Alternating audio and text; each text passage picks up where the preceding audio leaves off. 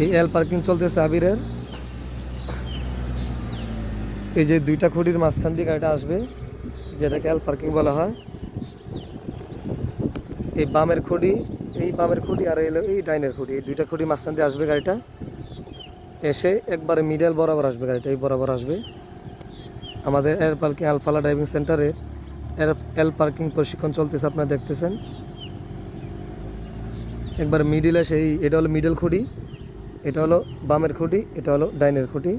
এই যে এটা এটা এটা এটা হলো মিডল খুঁটি, এই মিডল খুঁটি বরাবর এসে ব্রেক হবে।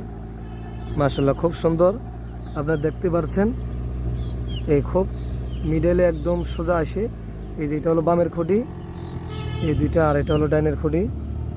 এইটা হলো মিডল খুঁটি, মিডল খুঁটি ডাইনে ব্রেক করছে মাশাআল্লাহ। এখন আবার এখান থেকে বের হবে।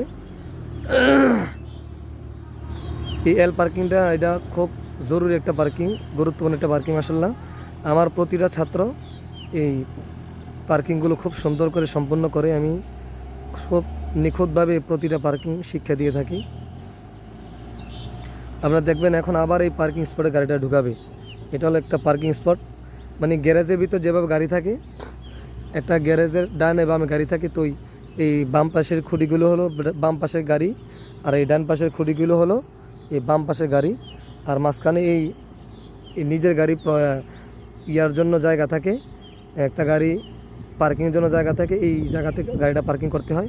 মানে ডাইনেও গাড়ি বামেও গাড়ি, তো ডাইনে বামের খুঁটিগুলো হলো ডাইন বামের গাড়ি, আর মাঝখান দিয়ে দুই গাড়ি মাঝখান দিয়ে, অর্থাৎ দুই খুঁটির মাঝখান দিয়ে মানে হলো দুই গাড়ি মাঝখান দিয়ে আমরা আমাদের গাড়িটাকে পার্কিং করি।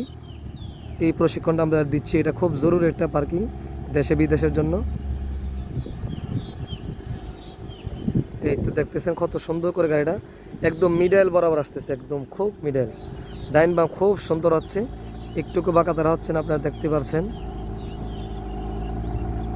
খুব সুন্দর মাশাআল্লাহ, খুব সুন্দর হয়েছে।